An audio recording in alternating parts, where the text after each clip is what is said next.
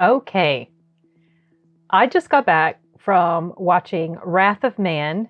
It's a Guy Ritchie movie, so I knew going into it that I would probably like it. But in all honesty, I'll just go ahead and get this right out of the way. This film was so much fun. And when I say fun, I don't necessarily mean in a crazy action-packed sort of way.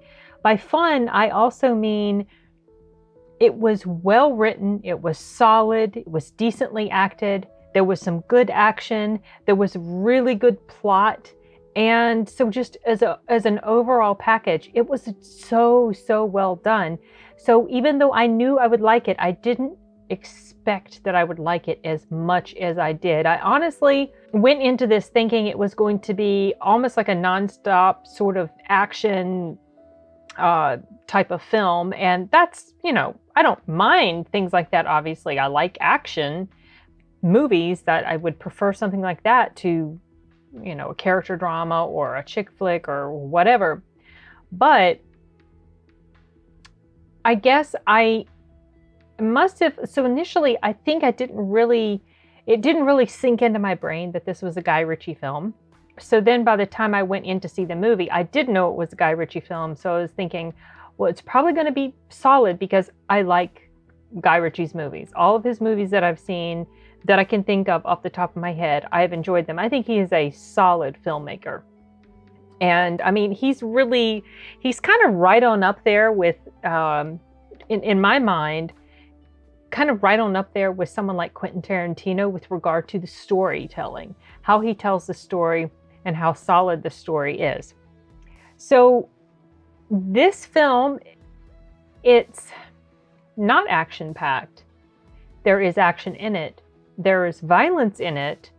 There's, blood and stuff like that. There's killing that goes on. But something that was interesting to me about this, and I don't know that this is anything that's exclusive to this movie, but the violence in it was not gratuitous. It didn't feel over the top. You know how some movies with a lot of violence, it's just blood is flying left and right, and it just feels over the top and ridiculous. This was not like that. A lot of times, some violence that was shown, they saved you from having to witness it. You just knew it happened off camera. When I say off camera, I don't necessarily mean it happened outside of the scene you were watching. I mean, it happened right there. You saw, like, let's say a killing take place, like, let's say a shooting or whatever. You didn't see the impact of the bullet, the blood flying, because the person who happened to be killed in this particular instance was out of the shot, in other words. So that was something that I noticed when I watched the movie. That's like, oh, that's interesting. That, you know this is happening, but the filmmaker did not seem to deem it necessary to show in explicit detail every single killing that happened. So that was something that stood out to me. The plot itself, when you boil it down to its basic, fundamental type of situation, it's a revenge story, which the trailer is pretty clear in letting you know that. But the way it was written and the way the story was told, it starts off in one time frame, and then I can't remember, it jumps forward maybe a little bit, and then it jumps back, and then it comes back again to the present. So it was very well done, though, because it didn't feel jarring. They always let you know what time frame they were in. And then as these things happened, the pieces of the story started to fit together more and more and more. And you eventually come to understand completely what's going on. And I just feel like it was very well done in that regard. There was something that I did, it's not really a complaint, but when a certain character was introduced, I said to myself, self, I think that's a bad guy. And as the story progresses, you find out that these people who are robbing armored trucks, they have someone on the inside that's helping them carry out these heists, these robberies, whatever. And it ended up being that and I mean, when you find out later there's a mole, and when I found out there was a mole, my very first thought was, yeah, I think it's that character that I thought was a bad guy. And it ended up being that was the case. That's not necessarily a complaint. It's just, there's a part of me that enjoys when I'm able to correctly guess something, like a twist or whatever. But then there's also a part of me that's like, oh man, I kind of wish I'd been sort of surprised by the revelation. So when this happens, when I've been able to accurately guess who the bad guy is or whatever in different movies, because I make these guesses a lot, and a lot of times I'm right, I start to then think this is a little bit of a thing going on with the writing when that happens, because it's like a cliche type of thing. Except in this instance, the writing is so well done that I could see why people wouldn't necessarily guess that this person is the mole.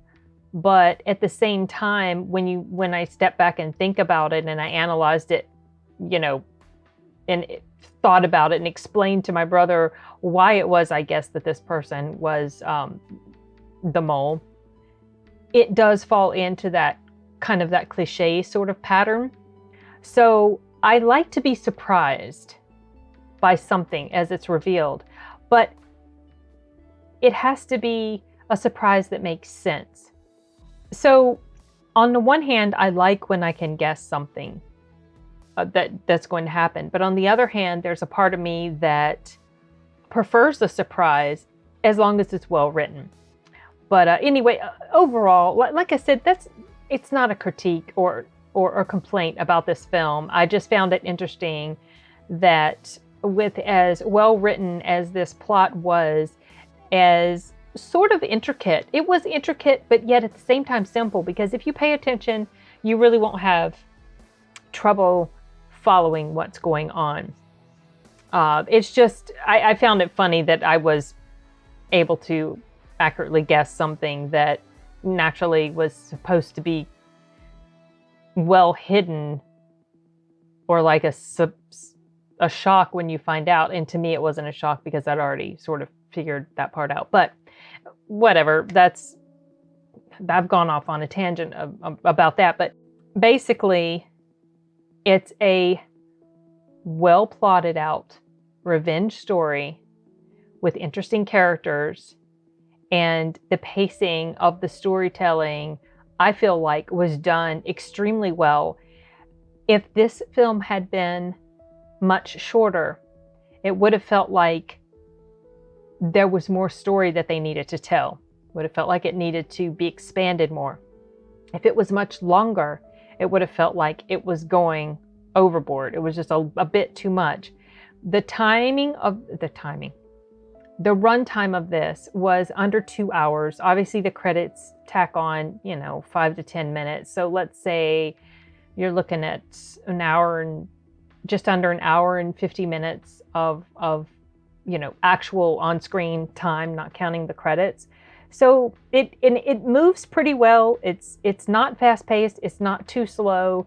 It's not overly long or anything like that. I think that people who are fans of Guy Ritchie will enjoy this movie. There was one issue that stood out to me besides the thing that I already mentioned, and it's not really an issue per se. It's just sometimes Jason Statham, that's the right way to say his name, Statham. Sometimes I keep wanting to say Statham, but I think it's Statham. Sometimes he doesn't talk very clear. Sometimes he kind of slurs his words together. He's got an English accent in here. He is playing someone from the UK here. There are other people there's at least one other person in this movie that has been in another Guy Ritchie film and or two.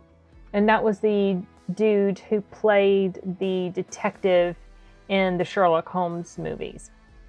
He was in here, and it was kind of funny to hear him speaking in an American accent, because I've only ever seen him speaking with his natural accent or an accent from the area that he, over in the UK. But Jason Statham, sometimes I feel like I need subtitles with him, honestly. And it's not solely because of his accent, because I can understand UK accents fairly well, but it's just because he doesn't have a lot of, like, his jaw doesn't open much. His mouth doesn't open much when he talks. He's got a very flat delivery a lot of times. You don't see a lot of emotional range with him in his acting, in other words. And this was no different. He was very stone-faced, very serious, sober. I don't think he cracked a smile once. This was a serious film. But I do wish he would enunciate his words a little bit better. There were multiple times that I didn't actually catch what he said until several heartbeats later, when I kind of ran it back through my brain, and then I was like, oh, okay, that's what he said. And then a time or two I had to ask my brother, what did he say? I went to see this film on the big screen with my brothers who are in town.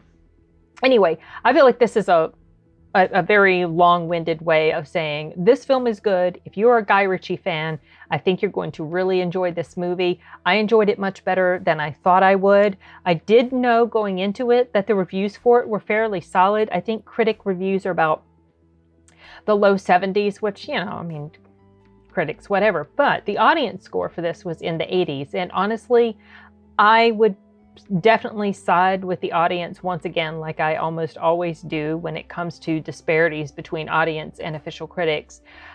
I would give this, if I had to peg a number on it, I would give this in, something in the 80 percentile range, or like 8 out of 10 or something like that. So if you like heist films, which I'm not big on heist films, this was a heist film, but with a twist.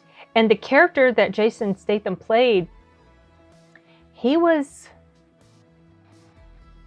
No, you know what? I can't give away I don't want to give away too much, because I don't want to explain fully. He's this guy that comes and works as security for this armored car company. And he happens to stop a holdup of the armored car, and right away that there's something that he's hiding. And as the story goes on, you find out more about why, and you find out about his character. And it's interesting because his character's kind of complex. He's not... Gosh, there are these code words I want to use, but if I use not code words, but there's like these label words I want to use, but if I use them, you're going to go into it knowing about his character, when really the intent of the story is for you not to know right away, for this to be revealed to you. So I'm not going to say really anything in depth at all about his character. Just that this story is very well written, and I think it should be experienced. No, you know what? I can't really say on the big screen. I think this movie could be enjoyed perfectly fine on the small screen. But if you want to support your theaters, go check it out on the big screen. I think you'll enjoy it. And I don't think there's anything else I can say to add to. I know I'm going to turn this off and then remember there was something I forgot to say. But you know what, guys? It is after midnight. We went to an evening showtime, and it's 12:20 right now. So I'm a little brain dead. Maybe I should have waited until tomorrow to do this, but I felt like if I waited until tomorrow, my excitement and the energy that I'm bringing with me, energy, whatever limited amount of energy I have right now at 12:20 in the morning, but it's more fresh. So I'm more excited to talk about it. But the cast in this film was pretty pretty interesting. I love to see Josh Hartnett, and of course there's Post Malone, and I recognized him right away, but I only recently became aware of Post Malone, even though I had seen him in something else before and didn't even know who the heck he was. It was only by listening to his song Circles that he finally has embedded himself into my brain who he is. Or, you know, has embedded himself into my brain as an entertainer, you know, whether he's singing or acting. He has just a bit part in here. But anyway, Jeffrey Donovan and some other people, like the guy who played in Sherlock. There was the girl who played in here. There was a girl, she's not in any of these pictures, but she looked very familiar to me, but I can't place her. Anyway, whatever. The cast was great. The acting was really good. Yeah, Scott Eastwood, I thought he did a pretty good job in here as well. It's always fun to see him on the screen because he looks so much like his father. It's crazy. Anyway, yeah, this was a fun film. Go see it on the big screen if you can. If you can't, then at least check it out and experience the fun for yourself. I think that's it. I'm drawing a complete blank right now because I'm tired. My brain's just petering out. So I'm going to go ahead and pull the plug on this, you guys. Later.